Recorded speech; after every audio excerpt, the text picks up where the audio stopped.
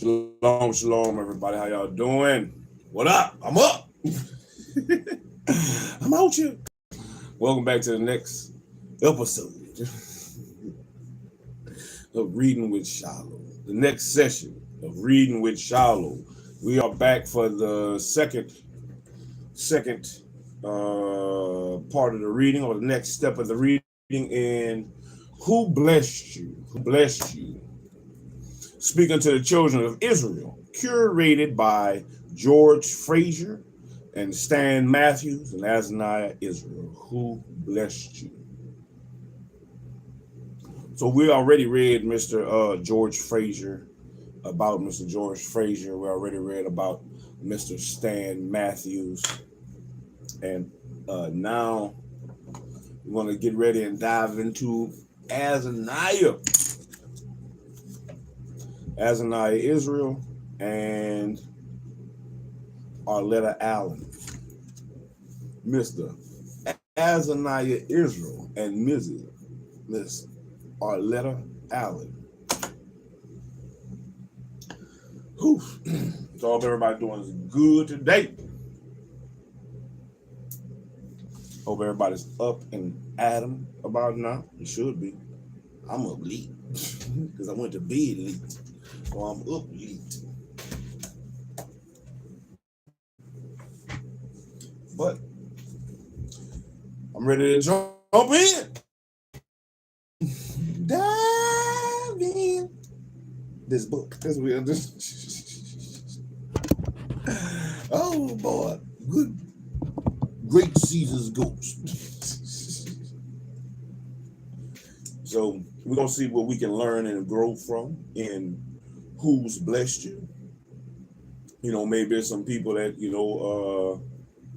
can think about and, think in your life so far for the direction that they help you to go and the things that they helped you to see that you may not have seen otherwise. All right. Azaniah Israel.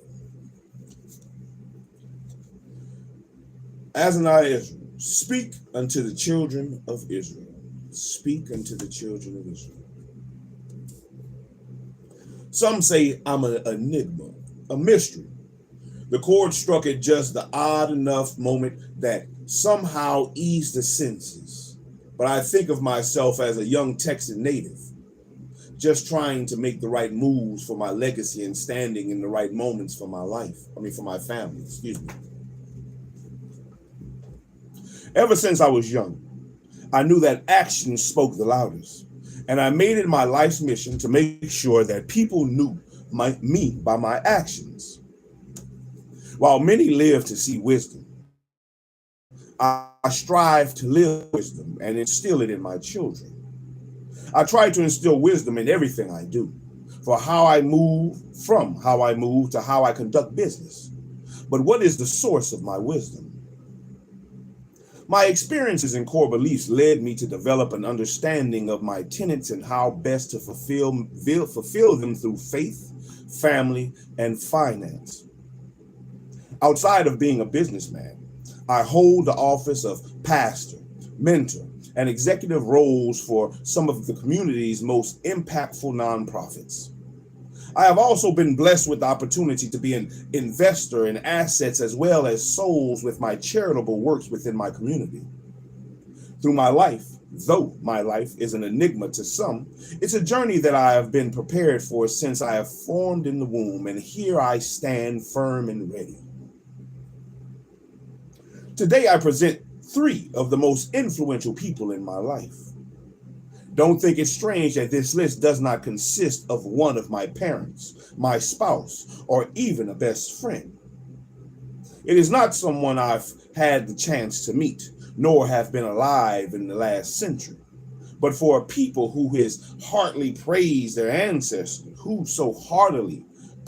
ancestors, I thought it was only fitting to go deep into our lineage and share how these historical figures still have such a huge impact. I am exuberantly delighted to present to you Joshua, David, and the Messiah, who many recognize as Jesus the Christ. For whatsoever things were written aforetime were written for our learning, that we through patience and comfort of the scriptures might have hope. Romans chapter 11, verse 4. These words resonate with me and have set the stage for my life in the most influential fashion. While it is apparent that I have never met the following influential figures in my life, they have impacted my life beyond measure. This is in no way a slight to the great people, family, friends, and mentors included that have physically impacted me. I live my life in three major principles: to go all out for what I believe in, to be a change I want to see in others, and to leave a legacy worth remembering. Shalom. I grew up in a time when extended family was still close, where your neighbors might be your cousins. The front door was open for you to walk right in, and you would be disciplined by any responsible adult who witnessed you participate in any wrongdoing. This fostered a village mentality full of love and compassion for your fellow neighbor. We still have this mindset to some extent, but I believe we have lost a bit of the mentality that our most significant responsibility is not just to ourselves, but to the entire family.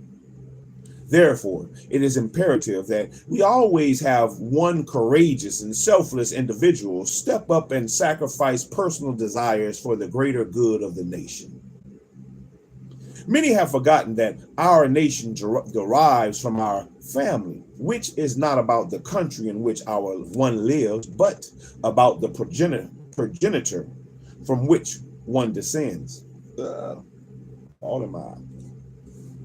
So today, I present to you men whose impact has lasted thousands of years and who have profoundly influenced me today. But as for me and my house, we will serve the Lord. Joshua 24:15. I second that. But as for me and my house, we will serve the Lord. These were the bold words spoken by Joshua, the son of Nun, as he gathered all the tribes of Israel together at Shechem to exhort them to serve the Lord in sincerity and truth.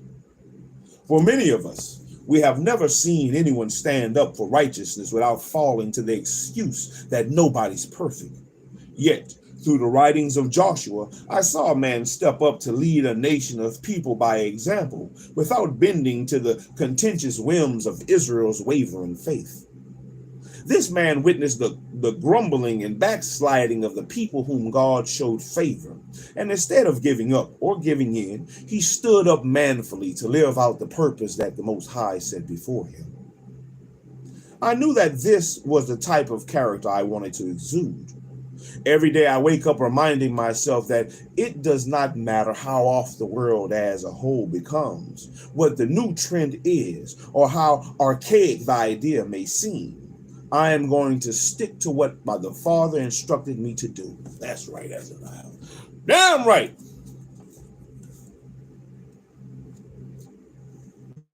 Hi, Miss Ann. What up, baby? I'm out here. And you out here.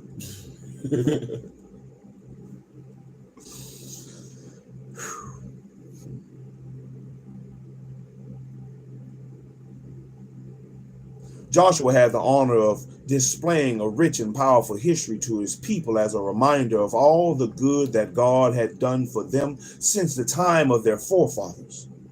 He had the privilege of taking into account the many blessings bestowed upon the undeserving people who were gifted land they did not labor, cities they did not build, and vineyards they did not plant. Blessings that many had forgotten all too soon, but he reminded them just before putting an important offer on the table. If it seems evil unto you to serve the Lord, choose ye this day whom you will serve. Whether the gods which your fathers served that were on the other side of the flood, or the gods of the Amorites in whose land ye dwell. Joshua 24:15. I take a Joshua-like stance in my life amidst my family, my household. As for me and my house, we will serve the Lord. I find it very important always to give ample opportunity to do the right thing by making the godly choice to my family, so that they may serve not out of bitter constraint, but through sincerity and in truth, so they may be a witness unto themselves of the decisions that they make. I also learned that Joshua was a great leader because he first was a great follower. So many people struggle with waiting for their turn and fail to learn from our predecessors. But Joshua learned from Moses. As the Israelites came out of Egypt and wandered in the wilderness for over 40 years, this means that Joshua was at least 60 years old when he began to lead. This helped me to understand that not accomplishing specific goals in my early years was okay, and that there was still time to achieve greatness. David was praised for being a fearless warrior. Women sang praises of him while exalting him above the king at the time, causing a spirit of anger. Lands were conquered, and a great kingdom was established. Yet, his most significant accomplishment he is known for is being a man after God's own heart. So, I asked myself, what made David so special? Why was he appointed to be the future king amid Saul's folly? Why was mercy shown to him after the sins he committed? David taught me the value of being in God's favor. Despite the sinful things David did, he had enough righteous equity with the Most High for him not to receive the ultimate judgment. There was something extraordinary about David's relationship with the Most High. Yes, sir. How can I help you? I love you, my son. You okay? Yes, sir. You sure? Yes, sir. All right. Here. There's a lot on the way. You finish your work.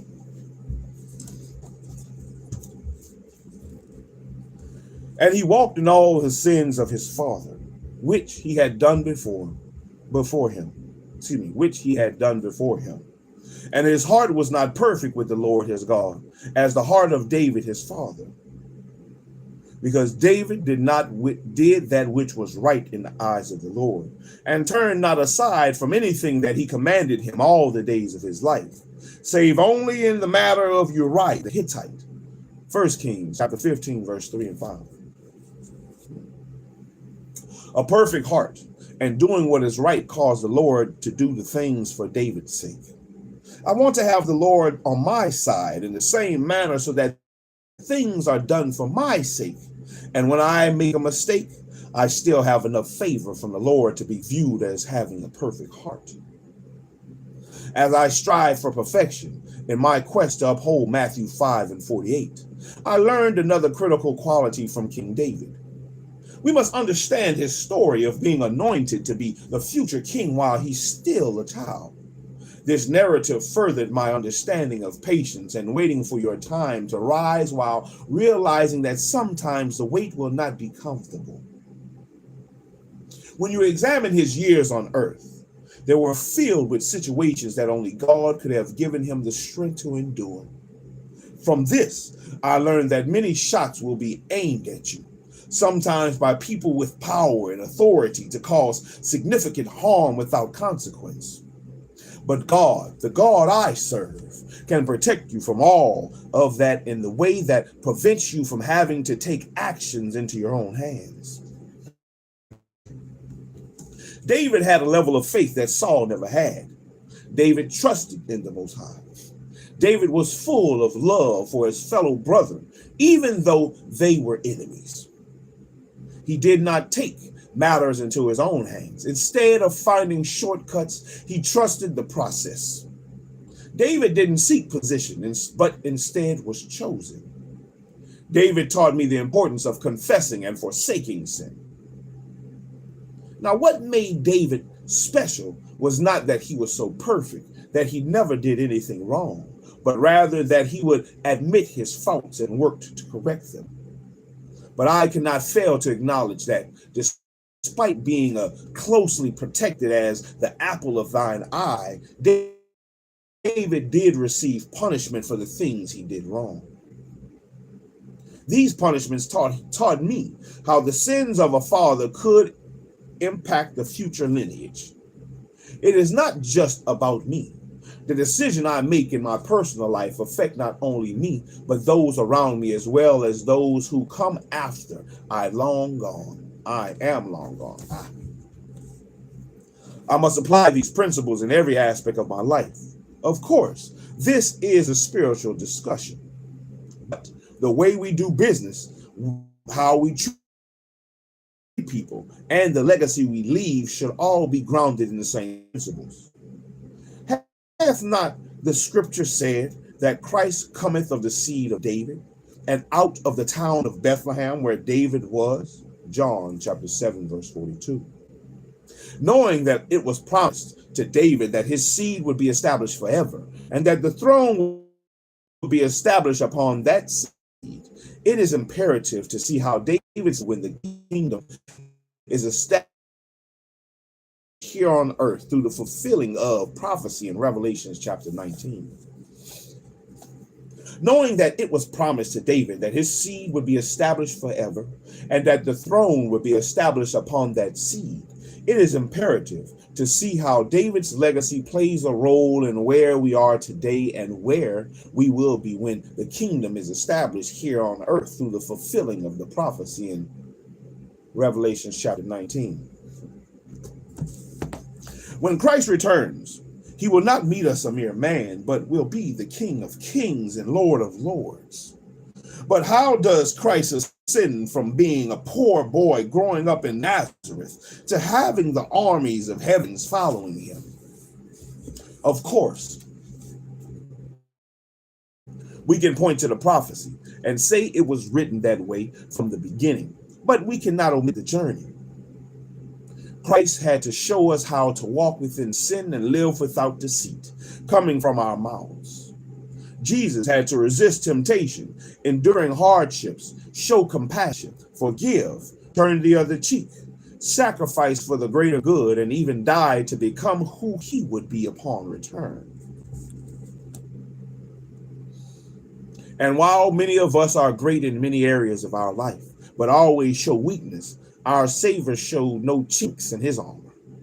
The Holy One of Israel is my greatest influence because he demonstrates the most excellent example of what a man of God should look like.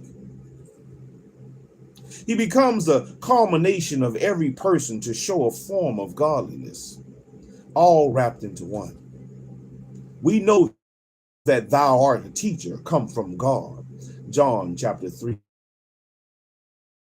verse 2. Has been a teacher to me. Lecturing the principles would enable me to be the leader I am today. I have looked at him as the bright morning star that guides me in the right direction and influences my methods. Although a short list of all the values that the word has injected into my life, I have gained 12 leadership principles that I feel if I share with you, you will have no reason for failure other than lack of faith. Best in the most unlikely family in which you would present the outward appearance and judge the hearts of men. He did not select the most learned members of the scribes and Pharisees to be his disciples.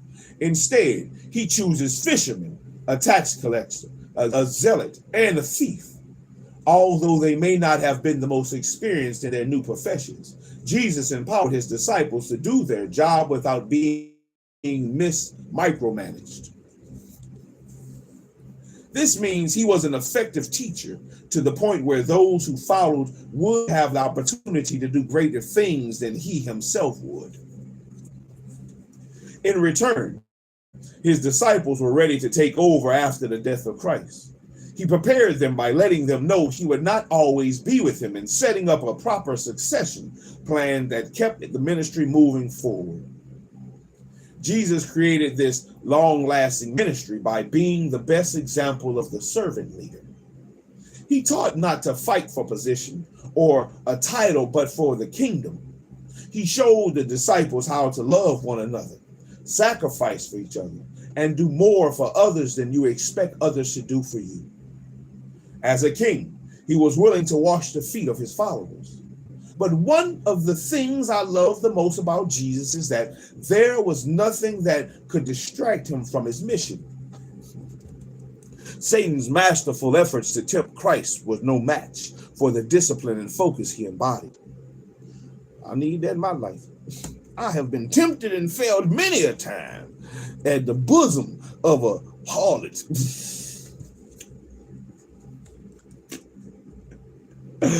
Oh, it's funny but true.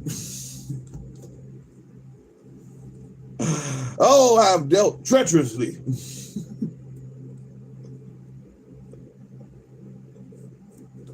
And adulterously in the arms of a married woman many a time that I should not have. Lessons that I had to get over and over again because I didn't learn the first time. Oh man.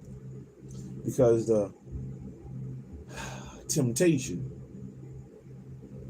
it wasn't that the temptation was too great. It was that my faith was so small. But anyway,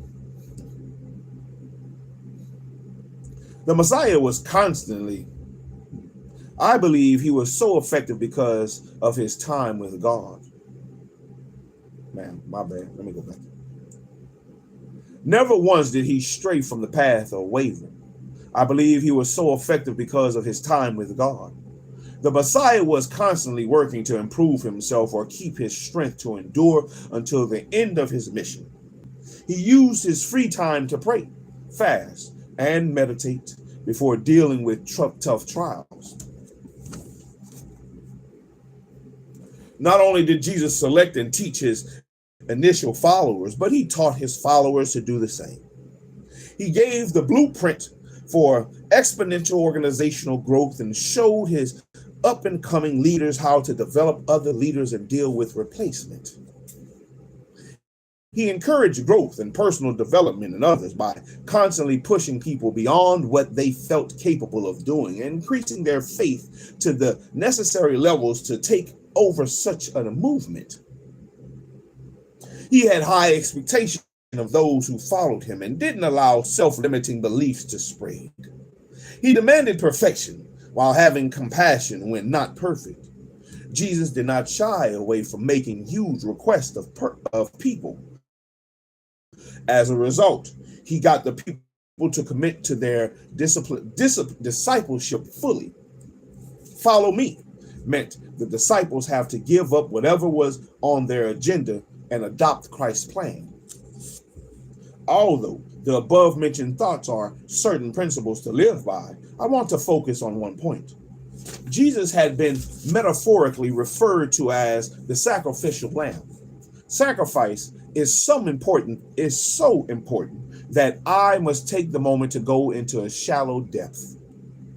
Therefore, will I divide him a portion with the great, and he shall divide the spoil with the strong, because he hath poured out his soul unto death, and he was numbered with the transgressors, and he bare the sin of many, and made intercession for the transgressors.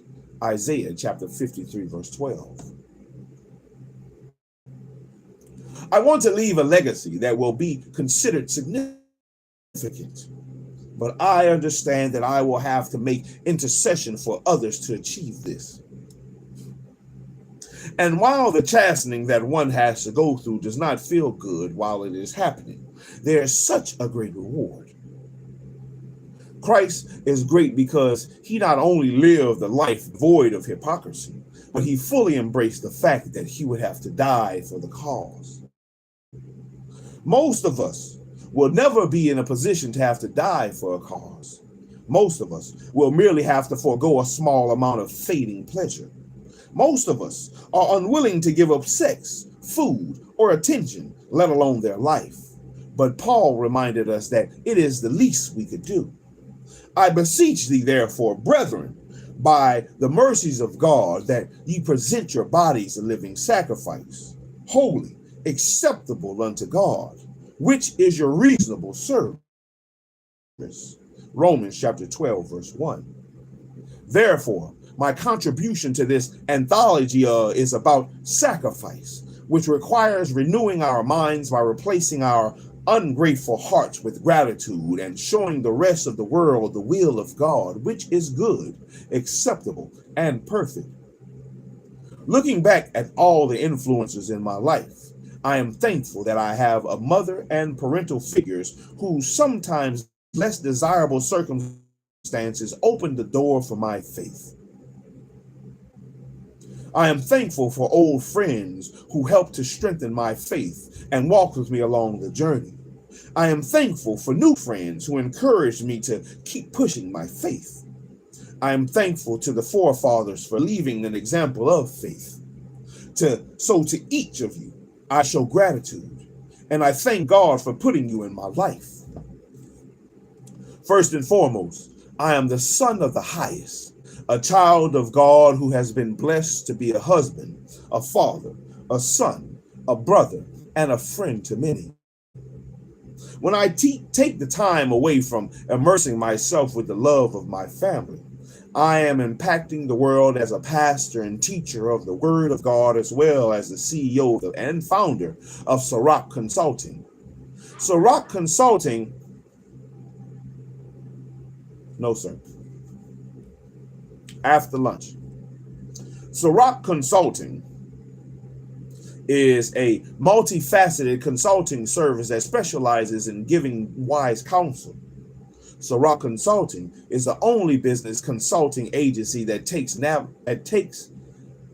navigates its partners through three monetary phases and utilizes an innovative, proven M3 system for small businesses around the world who want to reach a global customer base and compete with the largest, most dominant, and most prestigious companies in an area where a digital presence is a must. I am a graduate of Baylor University and St. Edward's University, recognized as an international scholar and certified in numerous disciplines within the business and technology fields of study. I was Azaniah. Azaniah, Israel. Let's get to Arleta Allen. Miss Arleta Allen.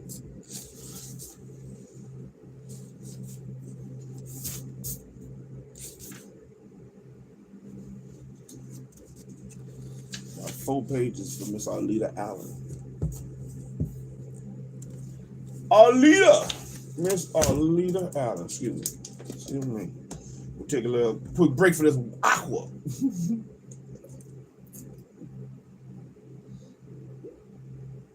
Do you ever think, a question to everybody, do you ever really sit back and think about who has influenced you? Who has helped you or given you insight to help further your life or to help push you to greater heights? Who has helped you? Have you thanked them? Have you acknowledged them? You know, have you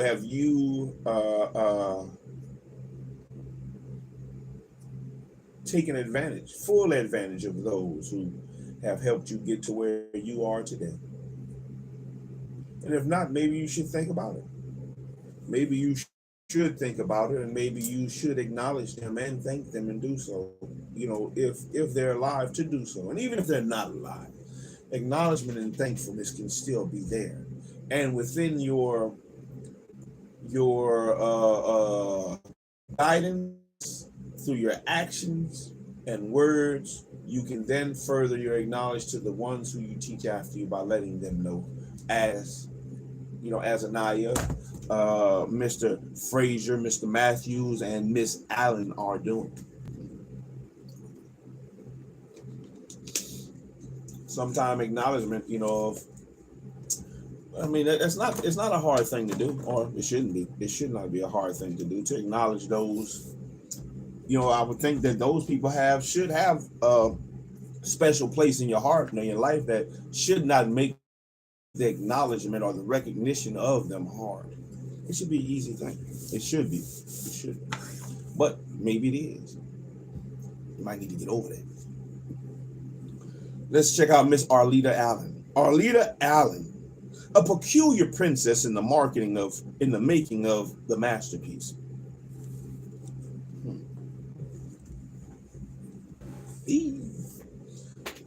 Arleta Allen.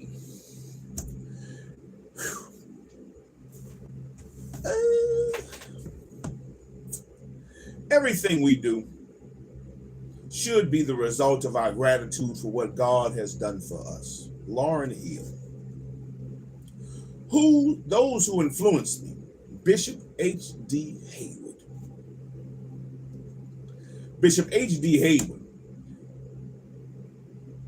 gave me the principles I needed to know God in a way that created a hunger and thirst that never ran out.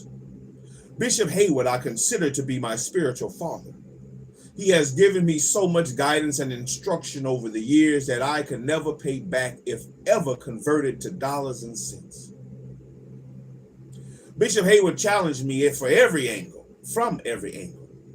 I met Bishop Haywood when I was 18 years old.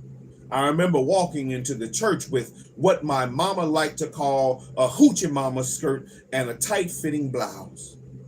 You know, the type that makes the church mothers pull you aside and say, "Child, keep the brother saved." Yeah, they don't say that shit no more. They be right along with them in the hoochie mama shit.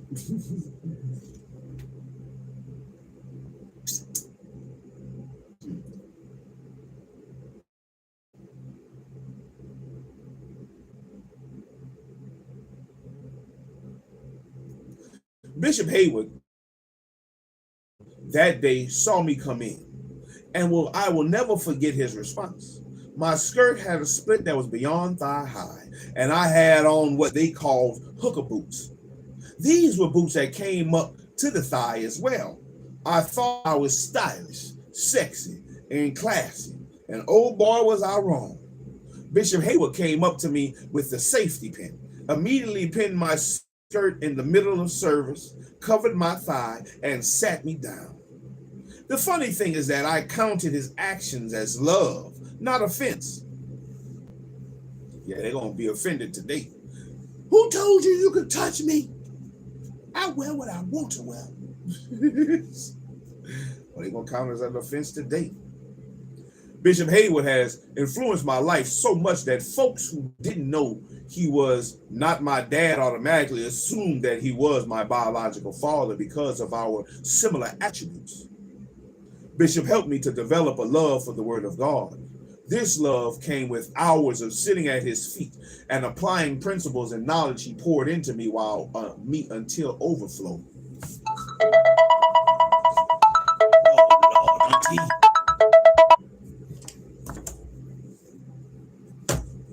Give me just a second right quick. I'll be right back. Hold on.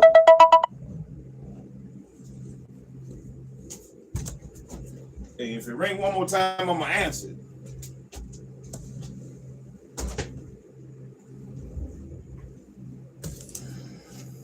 Let's see where I was. I'll be right back. Give me 1 second. Let me go check my dope.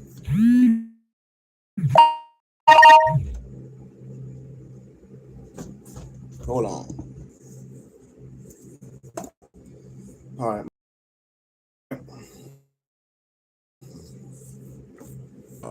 Man, hold up. Yeah, my bad. My people calling.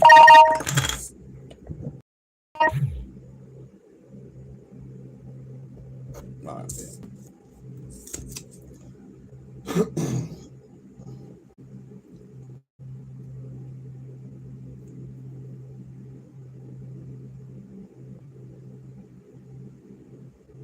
Bishop would have me and others as youth fast and pray in shut-ins at the church for days. During these shut-ins, Bishop would have us memorize several scriptures and then preach 5-minute sermonettes to feed our souls in place of natural nutrition. I did not always understand why Bishop seemed so hard on me. But as I got older and made a few more mistakes, I recognized that his instructions were simple because he could see more in me than I could see in myself. Bishop Haywood is my inspiration. I look to him for spiritual guidance and as the person I aspire to be. I like to call him the great bishop because he is so humble and his heart is filled with generosity and love. Sometimes he doesn't recognize his own greatness within. I pray that he is reminded that in my eyes, he will always be the leader, the dad, the confidant, the encourager, the guide, and the influence that shaped and changed my life. Bishop Hayward saw the greatness in me and took the time to nurture, instruct, chastise, correct, rebuke, and train me up into the woman of God I am today. His love for the word of God reintroduced me back to God after years of being in a fallen and backsliding motion that seemed without help. Bishop Hayward helped me explore all the possibilities of education, politics, becoming an author, a mighty woman of God, a teacher, and a counselor to many. Bishop Hayward became the mentor that my sons needed as I raised them as a single mother. Bishop Hayward rescued me from complete and utter destruction. I want to say thank you for never giving up on me, always showing me the love of a father, giving my children an example of what a real man of God looks like, and never allowing me to settle for mediocrity. You changed my whole life, and I'm grateful. I'm grateful never to know who I would have become without you in my life. Thank you, great Bishop. Willie Mae Watts. My auntie, Willie Mae Watts, is my confidant, friend, and biggest cheerleader. When my father passed away in 2009 from lymphoma cancer, God placed it on her heart to take me in. Auntie May, as I so affectionately call her, is the kindest, most gentle soul you could ever meet, and her wisdom is incomparable. But just like most of us, my auntie has a story of her own that has contributed to her gift of showing so much compassion for others. My auntie and I share so many things in common. Looking at her is like looking into my father's face, and it brings me so much comfort. My father left a massive void after he passed away, and I had some emotional baggage that I struggled to unpack. My auntie has a way of sealing those bleeding wounds so my healing can continue. I am so enormously grateful for her willingness to travel with me through the trenches of this journey called life. And whenever I need someone to straighten me out and tell me right from wrong without reserved judgment, I lean on her. Life has given her a gift that pours so effortlessly every time I need it. Gratitude is only a tiny portion of my feelings when I think of how she has influenced my life. Traumatic events in our lives have shaped, but it is also the bond that holds us together. Her love is enormous and unwavering. I never have to guess whether she loves me, even when I go directly against the guidance she offers. Yet, she remains steadfast with open arms, waiting on my arrival back home like the story of the prodigal son. My auntie knew from time to time I needed to lose my way to find me, and she was okay waiting with bandages in hand to bind up whatever I may have broken, sprained, or bruised on the journey. I can never repay her for the love she has stayed in the pit with me through my most tragic moments. Most times when I needed her, she would sense it in her spirit and reach out in perfect timing. Whether I was battling suicidal thoughts or struggling with abuse, neglect, betrayal, or abandonment, she always found a way to love me beyond my flaws. There is a love we share for cooking soul food favorites, her reckless love that would chase me down, her constant willingness to weather the storm with me, and the unfailing love that she constantly demonstrates empowers me to shower others in the world that needed it. Thank you, Auntie Willie Mae Watts, for never allowing physical distance to keep you from being present and always loving me through adversity. I love you and will spend the rest of my life living in a way that continues to make you proud and honors you. Please never change. Jeanette Shear. Miss Jeanette Shear came into my life when I was 11 years old. Miss Jeanette passed away a couple of years ago at the age of 99. Oh, that's a good old age, 99. Ooh, if only. I want to let it be 200. Oh, 200, 300. Let me keep counting. I'll be here with my papa, my papa. 99. Miss Jeanette was a woman with a heart of charity and a love for God like no other I have ever witnessed. Meeting her over 30 years ago was not by coincidence. I met Miss Jeanette as an 11-year-old living in Bethany House homeless shelter. I didn't know she knew me. Miss Jeanette clipped a newspaper article and followed my family's story after the community refused to rent to my mother because she was a Black woman. We were on the front page of the local publication. Living in Fond du Lac, Wisconsin, 89% of the population is predominantly white. As you can probably gather, we faced much prejudice and racism living there. However, Miss Jeanette was a beacon of light and love during it all. Miss Jeanette and her sisters, Virginia and Betty, would pick up groceries and drop them off on the front porch, and we would wake to miracles.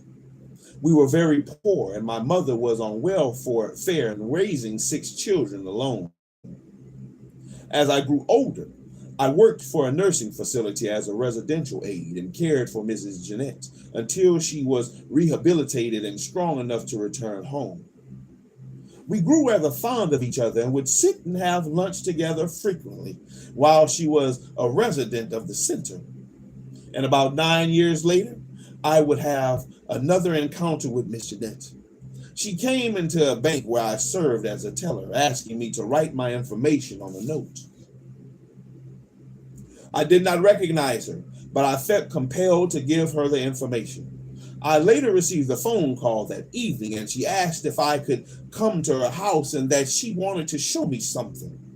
And when I arrived, she pulls out an old newspaper clipping, points at me and asks, "Are you the little girl in this picture?"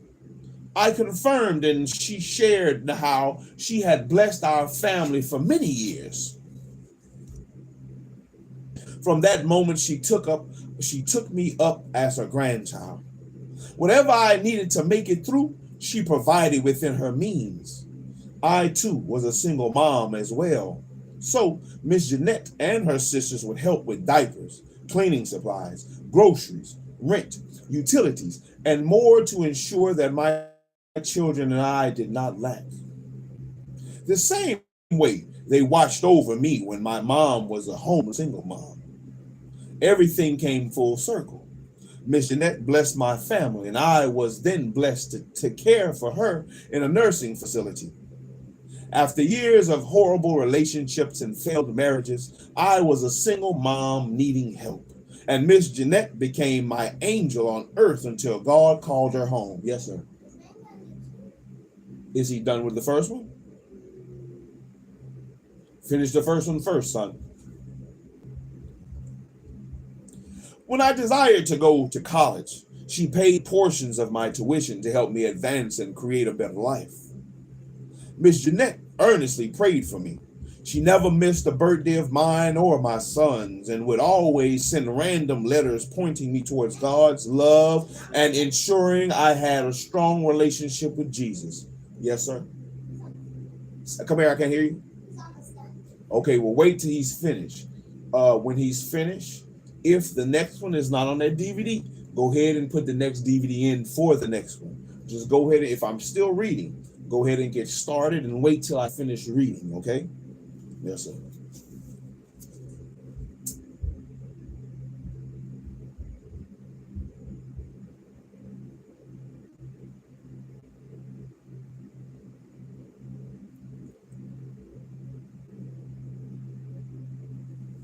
Miss Jeanette was an example of love, mercy, and grace on earth. She didn't believe that my being black or her being white could separate us from the true bond that love creates. Love transcends all. And Miss Jeanette passed away at a point in my life when I was self-sufficient, graduate, and thriving. She never desired repayment for anything she ever blessed my family and me with. Her only desire was for me to pay it forward, and I have done just that. I am so grateful for the life she led and her example of love in action. I love you dearly. Miss Jeanette, thank you for loving me in such a way that created a sense of peace, security, and belonging that never left me. In closing, I wish I could have told the stories of all who have influenced my life. Maybe I will someday, but these are three. My spiritual guide, Bishop H.D. Haywood, my inspiration and confidant, Auntie Willie Mae Watts, and my friend and angel on earth, Miss Jeanette Shear, influenced my journey in such an overwhelming and impactful way. I am forever grateful. I love you all. This book is my contribution and testament to living a gratitude-filled life. The good, the bad, and the ugly are all present in my life's journey, but none of it overshadows the expression of gratitude in my heart. I believe that people are gifted to us for a season in our lives. Therefore, we should cherish and honor them for as long as possible. Many of those I am choosing to celebrate in this relatively comprehensive list of love has since passed away and have been restored to our Father of all creation, God Almighty. I want to begin my dedication to my immediate family members in no particular order. My paternal grandparents, James and Daniel Reed and Arletta Maple Reed, my namesake, and my maternal grandparents, Marion Johnson and Addie Mae Johnson, my mother, Linda Michael Johnson, Bearden. Mom, I love you, and it's simple. I would not be the woman I am without you. You suffered through so much adversity to see me through to safety. I dedicate not only these writings to you, but the essence of my life. I'm grateful for every lesson, every ounce of correction you gave, and every tear you have ever dried from my eyes when I will rebel against your instruction. Mom, I owe you so much. I want to thank my biological father, Ronnie Reed. I am grateful for you providing the seed that created me. Thank you for seeking forgiveness and humility in your final days. I will love you always. I am grateful for my brothers, Neil, Kamala, Ronnie, Lisa, and Rodrigo, excuse me. I'm very thankful for my sisters, who are also my best friends in the world. Belinda, Maurice,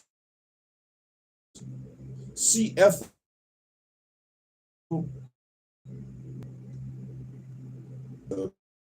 to women. I hope that's not what that means. She has a in parentheses next to their names. Neil, Kamala. I'm very thankful for my sisters, who are also my best friends in the world. Belinda, Maurice, CF,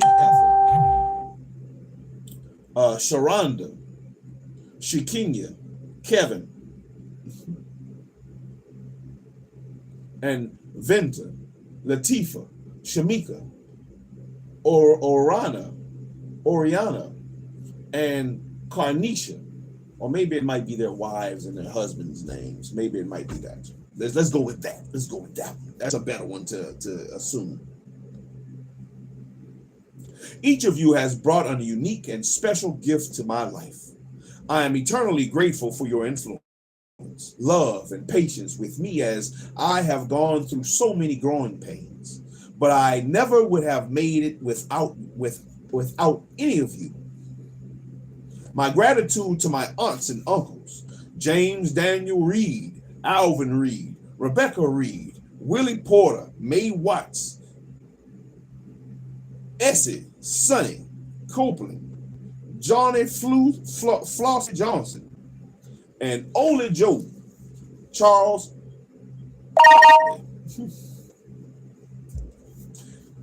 Marion, Johnny May Johnson, Michael Vicky Johnson, Adeline Johnson, Carl B. Ann Johnson, Shirley Darby Wyatt, Aura Curtis Thorne, Hazel Henry Wyatt, Annie Louise Johnson, Walter Annie Douglas Johnson, Lisa May, Cleotha Johnson. Oh, ain't that a black name, Cleotha? Cleotha Johnson. Harold, amazing cousins, nieces, and nephews. My heartfelt thank you to my mentors, colleagues, and family. Congregation of the Sisters of St. Agnes and Associates, Kim Gask, Oprah Winfrey, Clarence, and Reverend Mary Council Austin, Joyce Mayer, Bishop T.D. Jakes, Power Bottom. I'm sorry.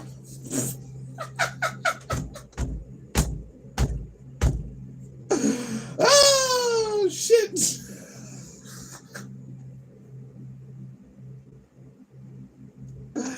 Oh,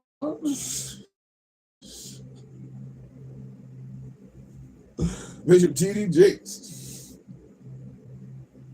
Dr. Juanita Lanham, Rufus, and Wileen Frazier, Kim Straughter, Bishop Eric L. Reed, Tracy Robertson, Marie Trebek, Dick Zwicky, Lawrence Schneider, William Green, Scott Lyburn, Bonnie Bywold, Robert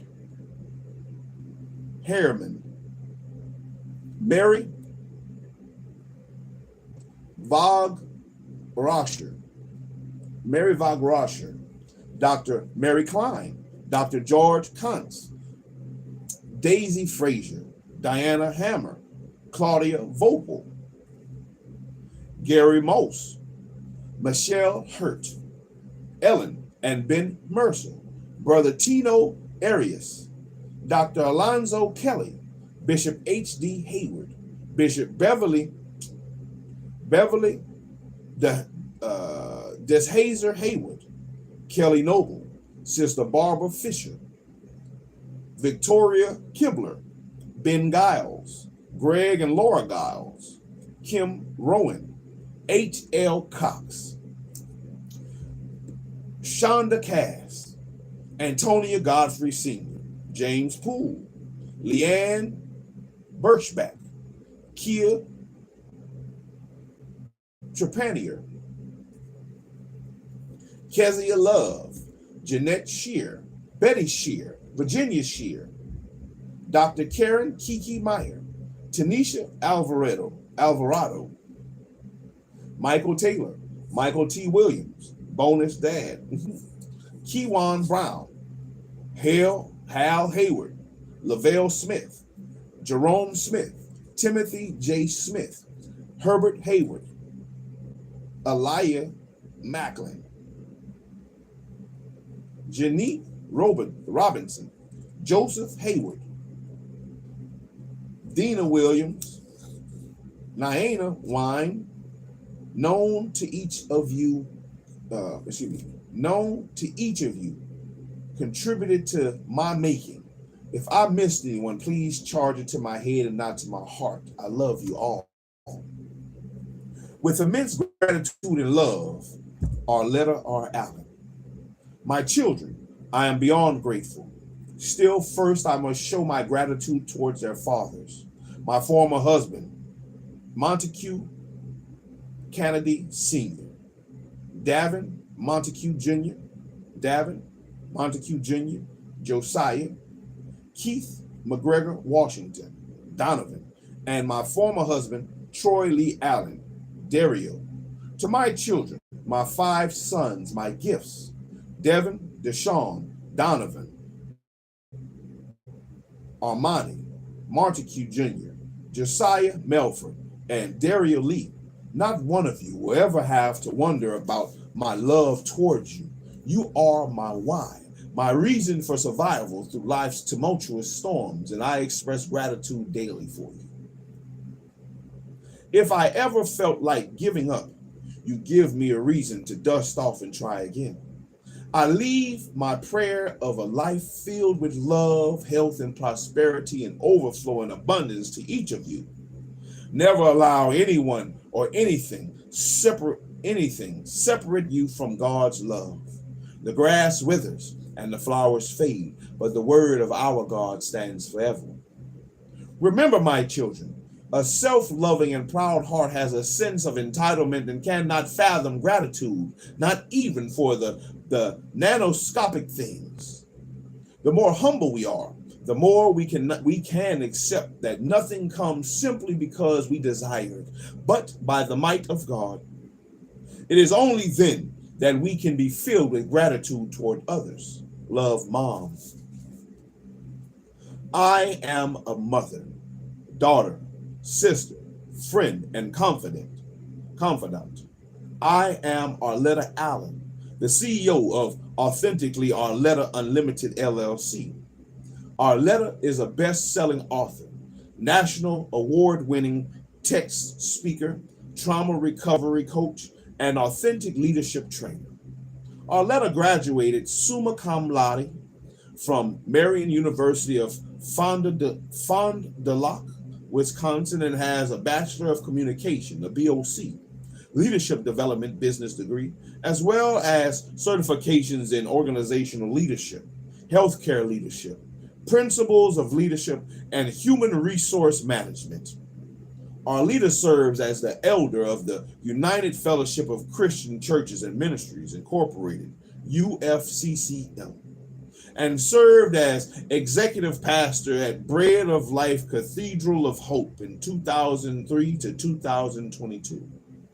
Arletta Allen served as a city council member in the city of Fond du Lac, Wisconsin, and received the key to the city after the completion of her term in April 2022. For 20 plus years, Arletta has impacted thousands of lives by delivering dynamic keynotes and engaging nationwide audiences. Arletta advocates for TRIO, Upward Bound SS programs as a voice to the underrepresented and first-generation college students, domestic violence awareness, and community action partnerships in the fight against poverty in our nation. Arletta is the author of the memoir, Defying the Odds, How to Make the Transition from Trauma to Triumph.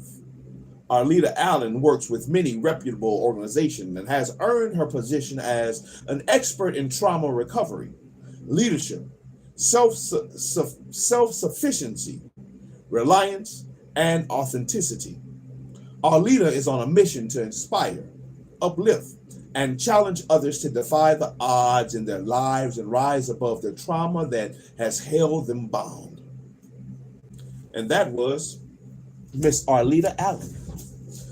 Today we read about Azaniah, Israel, and Miss Arletta Allen in Who Blessed You? Speaking to the Children of Israel, curated by George Frazier and Stan Matthews, and Azaniah, Israel, in Who Blessed You? 3 relationships that transformed my life. And we have read 4 people in total.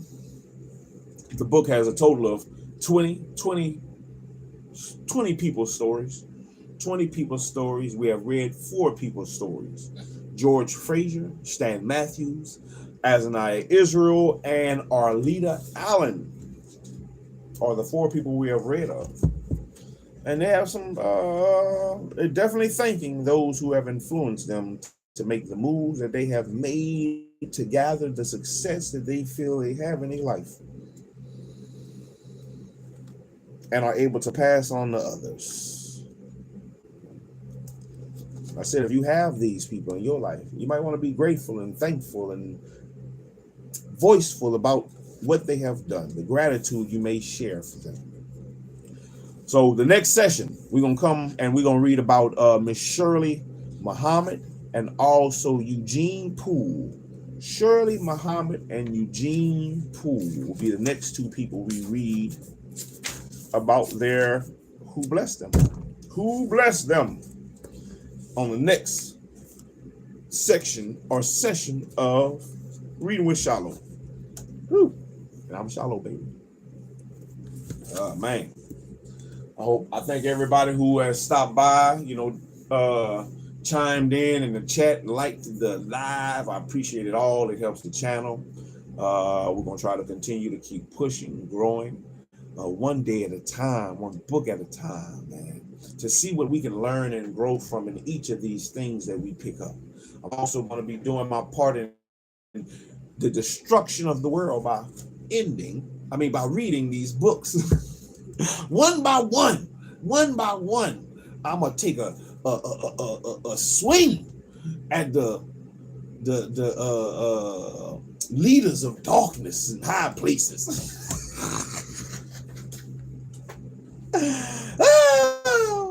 By trying to affect change in the mentality and mindsets of myself and others who may take the time out that I may be reading. Let's keep pushing. One session at a time, one section at a time, one page at a time, one paragraph at a time, one line at a time. Here a little and there a little until we find something we can learn and grow from and apply to our lives and make ample action to do so, to better ourselves, growth. So until next time, man, keep pushing, do what you got to do, my people. Shalom. Shalom. I'm out here. And I'll be out here. Oh, well, we'll try to come back later before the Sabbath kicks in and read Miss Shirley Muhammad and Eugene Poole. We'll try to do that. We'll try to do that before the Sabbath kicks in. So there will not be, we'll read the other two tomorrow night. Tomorrow night after the Sabbath, maybe after the Sabbath is over, and we'll have Sabbath reading